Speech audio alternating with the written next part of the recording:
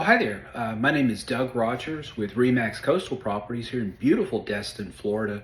And, someone said the other day, they said, with all the chaos in the market right now, is it just impossible to buy or sell real estate? And so, in today's post, we're going to explore that concept a little bit. We're going to look at some challenges in the market and then some ways we can work around that and see if it really is possible to buy or sell homes here in the upcoming year 2025. And if you're sitting on the harbor here in Destin, Florida, watching this, and hopefully you're not driving, you're riding a car and you pass by our office, just give me a honk.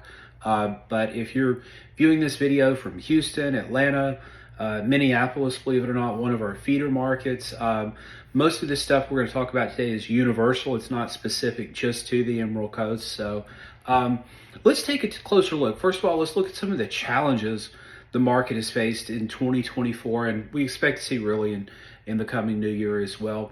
The first is interest rates. And so as of the time this video is recorded, 30-year rates are setting at around 7%, depending on your loan type and credit worthiness and all that good stuff. And so if you entered the housing market in the last 4 or 5 years and you bought your first starter home and you locked in a rate of, heck, I had some people under 3% for a 15-year loan. So you're setting on 3%, 4%, something like that, almost doubling that interest rate.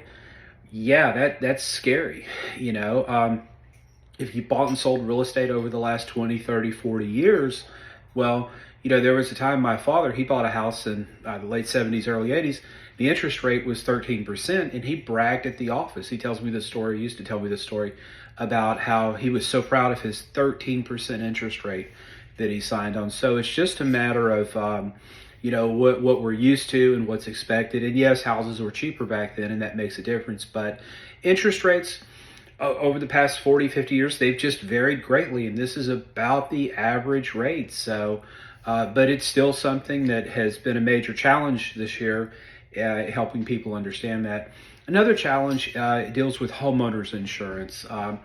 If you live in a coastal area like Destin, that's certainly a real thing. We sweat out hurricane season, a brief 6 months out of each year, June to November pretty much.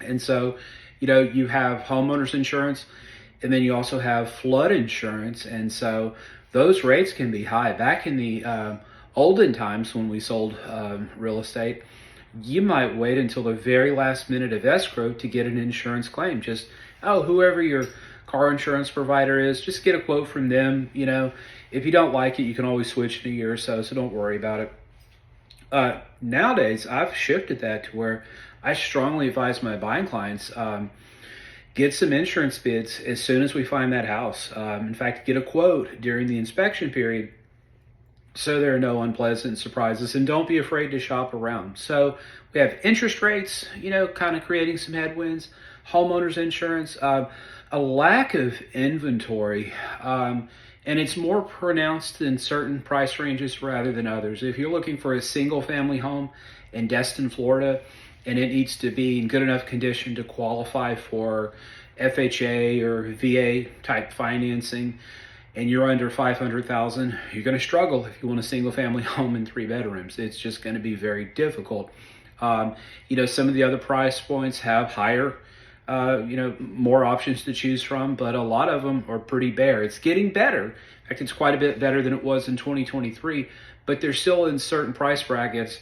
There's just not a lot. I'll have buyers I'll set up on auto search, and they're like, well, Doug, I only sent 4 homes. And I said, well, there's only 4, and unfortunately one of the 4 went under contract last night. So now there's 3. So, a lack of inventory has also been a headwind.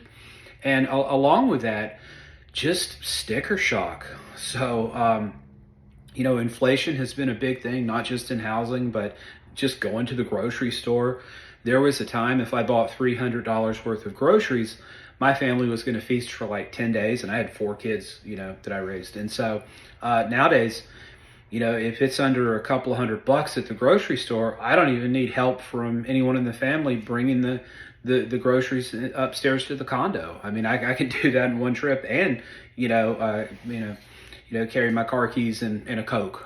And so, inflation in the housing prices. You take this, the inflation in the housing price, and you merge that with the interest rate, the first challenge, and you better believe it's almost like George Clooney in The Perfect Storm. And so that's something we've struggled with this year. But has it made it impossible to buy a home? There's always challenges in the market. Depending on the era, there's either nothing to sell or there's too many choices. And so, we always, there's no such thing as the perfect market where, everyone wins. There's always give and take. And so if you're liking this content, you're learning something, take a moment, hit the like button on this video, and more importantly, subscribe. So when future videos roll around, you'll get direct first-hand notification so you can continue to learn about the fun that is real estate sales. And so what I want to do now is talk about some workarounds. So what can we do if we need to buy a house in this market? What are some things we can do? And the first thing is know your numbers. In a different market, it might be okay to send someone to a lender or God forbid, just online, and they get a loan pre-approval. And so, I'd ask them, what are you pre-approved for? And they say $650,000. I would do a search up to, $650 with their permission. I may go a little higher if I thought we could negotiate it down, but always with their permission. I don't like sending you stuff that's above your price range, so that's just a me thing. But we'll send you those homes. Well, with all the stuff going on, I like to have my buyer, when I'm representing a buyer, sit down with a local lender, mortgage broker, or bank, either one, whatever, and really crunch numbers. So that local guy or gal, they know, the local insurance market, they know the taxes, tax rates and all that. And so that way, if we write an offer on a $600,000 house, I know with a pretty good degree of certainty what my down payment requirement is going to be, and then, what my monthly investment will be as well. And so there's nothing worse, and I've been here before. You write an offer, you get it negotiated over the weekend. They call their lender on Monday, and the lender tells them, oh, your monthly payment's going to be $3,900. And they assumed it was going to be $2,900 based on, the online mortgage calculator, but it did not take into account insurance and taxes. And so as a result of that, they have to withdraw from the offer. And it's just that wastes everyone's times and gets everyone's hopes up for no good reason. So I really encourage buyers, spend some time with a good, trusted local lender. If you need a referral here along the coast in Destin, Florida, happy to give you some names. If you know someone you trust and used in the past, use them, but invest some time.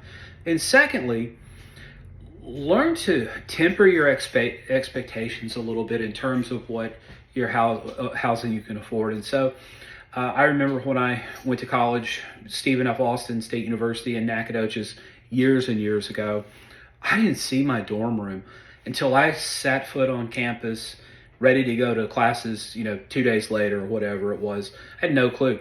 I go upstairs. It's a little square, not a clean one. There are 2 bunks in there, 2 desks against the wall, and a bathroom way, way down the hall, right? That was a dorm room. When I went back to visit the campus a couple of years ago, just after the COVID stuff sort of dissipated, I looked at a dorm room. I mean, hardwood floors, 12-foot ceilings, 12-foot. In my old dorm, that would have been 2 stories, right? Stainless steel appliances, individual rooms, and that was still considered a dorm. Well, the same with your house. Maybe your house doesn't need to be a tribute to HGTV. Maybe you don't need all these high-end finishes in the home when you buy it out the gate. Perhaps you can do some of those improvements over time to help keep that initial cost down. And then especially for a first-time buyer, just get in the game, okay? So, people tell me, well, I'm going to wait till rates go back down to 2 or 3%. No one has a crystal ball, but there's nothing indicating. We're borrowing so much money as a country right now, and the T-bills, the Treasury bills are tied to interest rates. Sweetheart, show me there that it looks positive on any level of them coming down. And unless the government buys the rates down, That's not likely to happen. No one knows, but it's not likely. You can't plan a life around a maybe. So just get in there, buy a home you can afford, and then over time, typically these properties appreciate. So in 3 to 5 years down the road, when you're ready to upgrade, maybe you have some equity and you can use that towards your down payment on, a bigger home or a home in a different area, whatever you need. If you've been renting that whole time, you've just thrown in Destin maybe $2,000 to $3,000, maybe $3,500 a month into rent, and when you walk away, do the math on that. $3,500 a month times, let's say you rent 4 years, 48 months. That's a lot of zeros. Okay, so again, if you're buying property or you have a home to sell in Greater Destin, Florida, I'm your guy, Doug Rogers, Remax Coastal Properties, 318-613-1994. If you're watching this in some other place and you have a trusted agent to help you out, that's awesome. If you need an agent in one of those areas, I am in a network. I can find you someone good in most markets, so just reach out to me. If you have any questions or you want to share your experiences, put that in the comments. I try to respond to those in a prompt manner, so put them in there and let's continue the discussion. Otherwise, go make it a great day.